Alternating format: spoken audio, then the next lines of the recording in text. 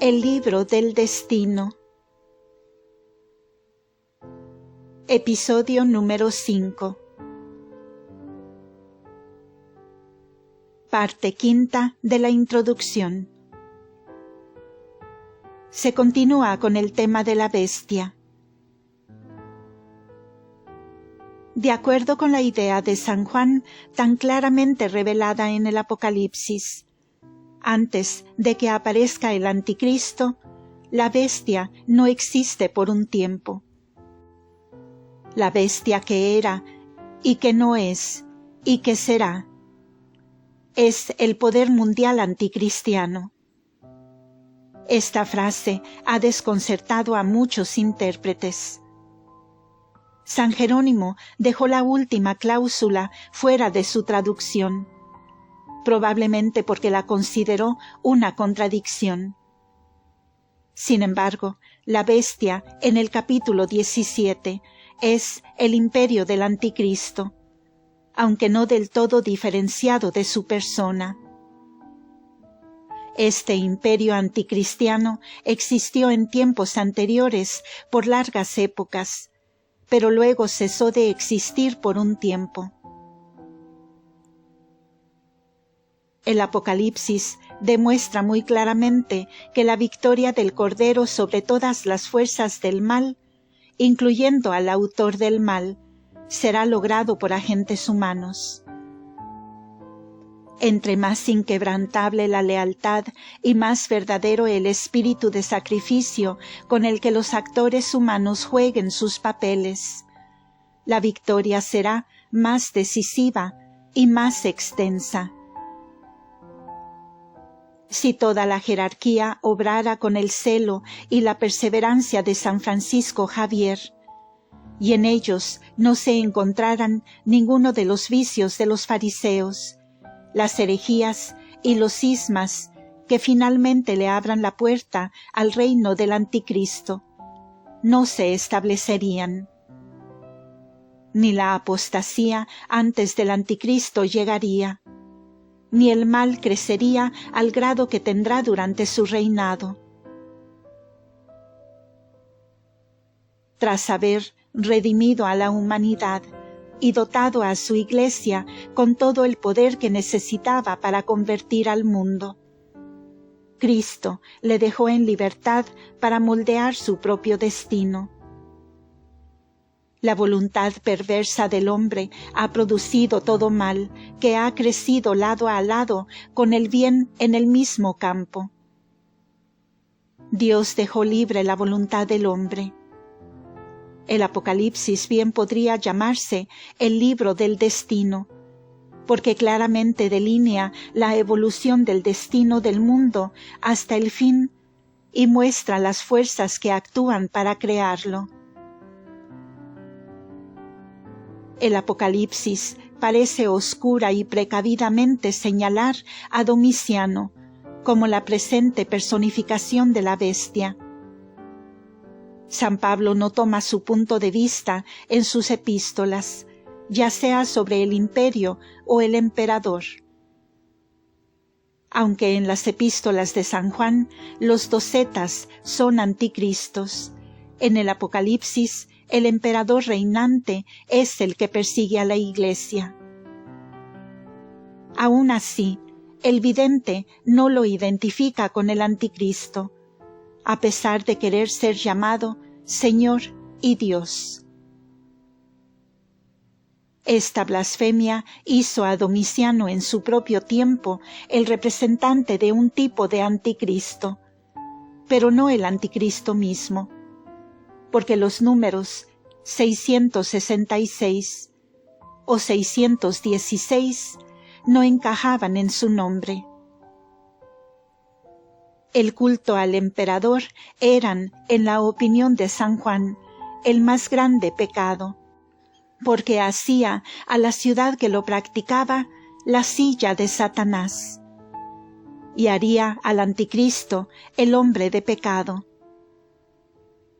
Por lo tanto, el término bestia era para San Juan el término más acertado y el más expresivo para todos los propósitos que tenía en mente. Otra fuerza maligna eran los judíos que atacaban y perseguían a la Iglesia. San Juan los llama la sinagoga de Satanás. Son pues así clasificados con los adoradores del emperador por negar a Cristo su debido honor. Conectado al culto al emperador estaba el culto a Esculapio en Tiatira, a Artemisa en Efesio y a Dionisio y Zeus en Pérgamo. Luego estaban las herejías de los nicolaitas, de los que tomaban parte en las carnes sacrificiales en los templos paganos, y los comprometidos con magos y adivinos. Todas estas abominaciones indicaban que el imperio del Anticristo estaba bajo construcción. San Pablo había declarado que el misterio de iniquidad ya estaba obrando. Y San Juan declaró lo mismo: ya está en el mundo. En el Apocalipsis, el vidente delinea la preparación de su imperio en los primeros 9 capítulos, y después de eso su crecimiento a la madurez bajo la dirección personal del Anticristo, y luego su destrucción. El culto al emperador, la idolatría, la magia, el judaísmo, la herejía, el cisma, el agnosticismo, la infidelidad, el liberalismo, el ateísmo, se comprometen con el error o con la incredulidad, persecución a la Iglesia, hipocresía y otros vicios que son la raíz de donde las enormidades del reino del Anticristo crecerán hasta que eclipsen al mundo. Las derrotas de Satanás. El Apocalipsis debería ser coronado con la leyenda, el libro de las victorias, porque describe las victorias de Jesucristo, que culminan en su gran triunfo final sobre Satanás y todos sus enemigos. Sería más correcto decir que describe la última fase de la victoria final sobre el archienemigo. Por todos los escritos sagrados se posiciona expuesto como un constante perdedor en su guerra contra Dios. Cada aparente victoria le trajo una derrota más humillante y aplastante. Si se hubiera detenido en su guerra contra Dios tras su destronamiento en la primera instancia, su degradación hubiera quedado en las manos del Todopoderoso. No satisfecho con ese primer veredicto, llevó al hombre por la tentación a su lado contra Dios. Eso le ganó una punzante humillación en la elevación de la naturaleza humana por la unión con Dios en una divina persona, para el propósito de la redención. La naturaleza humana, unida a la de la divina persona, lo dominó entonces y comenzó a destruir su reino en el mundo. Luego tramó que a esa persona le dieran muerte. Esto por siempre frustró su designio original de no permitirle al hombre obtener la gloria que él y sus ángeles habían perdido. Y le trajo una derrota aún más humillante que ninguna otra, porque en la Iglesia se renueva la muerte de Cristo en una manera mística, y porque ese sacrificio erradicaría finalmente su imperio del todo. Así, al tratar de destruir a Cristo y su obra, Él se trajo a sí mismo la más grande y humillante derrota de todas, y perdió todo lo que aparentemente había ganado en el paraíso.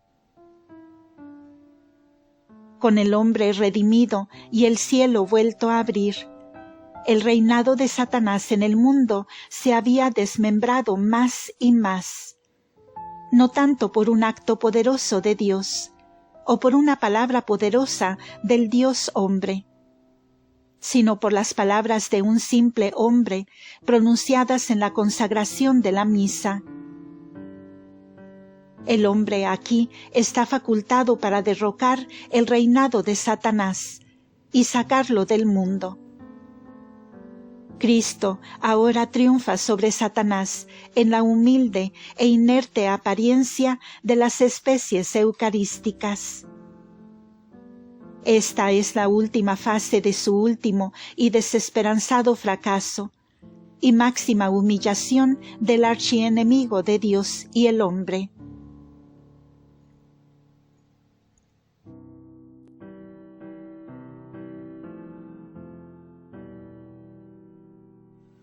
San Juan describe con esplendores épicos este último acto del gran drama de la redención, con sus series de victorias para Jesucristo y la humanidad, y sus consecuentes derrotas para Satanás. Cristo les confió el poder de renovar su sacrificio cruento en la cruz, en una mística manera incruenta a los sacerdotes de su Iglesia, elevando al hombre de esa manera a la imagen de Dios y derrotando para siempre los designios de Satanás, con la máxima humillación. Tanto ha sido el hombre exaltado y el orgullo de Satanás humillado, que él, que era menor que los ángeles en dones naturales, ahora se levanta en el poder de la gracia para derrotar a su enemigo y levantarse triunfante. Los juicios ejecutados por el Cordero Eucarístico sobre Satanás implicarían al mundo entero, pero no para destruirlo, sino para castigarlo y arrebatarle de las manos de Satanás, liberando a la raza humana de su sórdida servitud. La firme creencia de los fieles de la Iglesia en este sagrado misterio, en la realidad de la gran presencia, en la verdad y la efectividad de las palabras de Cristo en la última cena, como la Iglesia lo ha explicado y creído por todas las épocas, deshace la incredulidad de la cabeza de la raza humana en el paraíso. Esta es la victoria que supera al mundo y al imperio de Satanás con todas sus fuerzas terrenas y sobrenaturales. Esta fe firme. En y por el misterio de la Eucaristía, el poder con el que Cristo dotó a su sacerdocio, distinguiéndolo así de todos los otros sacerdocios de la historia, y la inquebrantable creencia en las palabras de Cristo por los fieles de la Iglesia. El paraíso será recuperado y el honor rehusado a Dios por Adán por las intrigas y engaño de Satanás le será restaurado. El Apocalipsis revela los frutos de la victoria ganada por la mística presencia en la restauración de condiciones más que paradisíacas en la tierra. Satanás es así expuesto en las completas y terminadas derrotas, acarreadas sobre sí mismo por su propio orgullo, en presumir, midiendo su fuerza y excelencia contra aquella de su Creador. Fin de la introducción. Ahora comienza la sinopsis de los libros. Sinopsis, libro 1. En los primeros 3 capítulos del Apocalipsis tenemos los principios de los cuales el bien y el mal se desarrollarán. Las iglesias son advertidas contra los males existentes en ellas y los presagios de desastres, y son elogiados por sus buenas cualidades, por las cuales Cristo renovará al mundo. En los capítulos 4 y 5, la constitución y organización de la Iglesia son delineadas y el Cordero es presentado. Él dirigirá toda la historia futura, fomentará el crecimiento de todo lo bueno y establecerá su reino sempiterno a través de una victoria decisiva.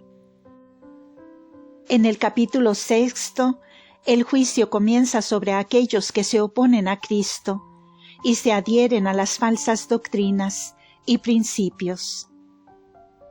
Los juicios de Dios emanarán de los males presentes en el mundo, y los controlará y le dará todo lo que es bueno, una justa oportunidad para crecer. En el capítulo 7 hay una pausa en la acción del drama mundial para analizar los frutos de las actividades del Cordero y sus victorias ganadas hasta ese punto. La primera escena en el capítulo 8 presenta una institución en la Iglesia y en el mundo que apresurará la carrera humana hacia los destinos previstos en la luz profética y prepararle tanto para la culminación del misterio de iniquidad como para la revelación del misterio de Dios. El capítulo 9 revela las últimas etapas de esta preparación, cuando el mal vendrá sin control y dará la bienvenida al adviento del Anticristo. Sinopsis del libro 2. Un libro abierto es presentado al vidente por un ángel. Contiene los juicios desde este punto hasta el final, y comienza con el juicio de la Iglesia, indicando la completa separación de los buenos y de los impíos. Esto es inmediatamente seguido por el reino del Anticristo. El capítulo 10 es un interludio para introducir la acción que sigue sobre el capítulo 9, versículos 21 al 22. El capítulo 11 describirá la obra de los 2 testigos, que trabajarán para restaurar todas las cosas en Cristo, combatir el poder del Anticristo y hacer la victoria final posible y completa. El capítulo 12 muestra el juicio en la sede de la Iglesia, intimada en el capítulo 11, versículo 1, y su triunfo al deshacerse de todos los males y culpas. El dragón así pierde su última oportunidad de destruir la Iglesia desde adentro. Entonces él la ataca desde fuera, pero sin éxito. El capítulo 13 revela la completa licencia dada a Satanás para hacer todo lo que pueda contra la Iglesia, y establece un reinado universal del mal. Opera por las 2 bestias, la primera siendo el Anticristo y la segunda su profeta. El carácter del Anticristo, su método de ataque contra la Iglesia, o más bien contra los fieles, y su campaña para ganar dominación mundial se describe en este capítulo. El capítulo 14 en varias visiones muestra la batalla, los primeros frutos de la victoria para Cristo, y da una mirada a los resultados finales en toda la contienda, la derrota del Anticristo y el final de todos los inicuos. El capítulo 15 introduce la preparación para el tercer ay y el juicio final de los impíos. El capítulo 16 describe la ejecución de este juicio y la preparación para la última batalla para destruir las fuerzas del mal que han corrompido la tierra. El capítulo 17 da el aspecto político de los poderes del mal que gobiernan al mundo mediante la ciudad maligna. El capítulo 18 describe en mucho detalle el juicio sobre esta ciudad maligna y su completa aniquilación, para ser reconstruida. En la primera parte del capítulo 19, la Iglesia se regocijará sobre la victoria de Cristo, al terminar con la ciudad maligna, y celebra de antemano su victoria final y decisiva contra las dos bestias en la última batalla que aún no se ha peleado. Después de eso, el avance triunfante de los ejércitos del cielo contra el Anticristo, el falso profeta y sus seguidores, es analizado, y el resultado de la batalla es brevemente declarado. El capítulo 20 relata la expulsión de Satanás del mundo por 1000 años, la última rebelión contra la Iglesia por Gog y Magog, y el juicio final. Esto debería ser el final del Apocalipsis, pero los capítulos 21 y 22 son agregados para revelar el bendito estado de la Iglesia y las casi paradisíacas condiciones en el mundo, cuando Cristo tiene el control universal y trae todo lo bueno a una completa madurez durante los 1000 años tras la destrucción del Anticristo. El libro finaliza estas revelaciones con la promesa de la positiva realización de todas las profecías narradas en estas páginas, y con una amenaza solemne contra todo aquel que no quiera escucharlas, o que intenten falsificar el texto. Hasta aquí la de introducción al libro y la sinopsis de los dos libros. Continuará.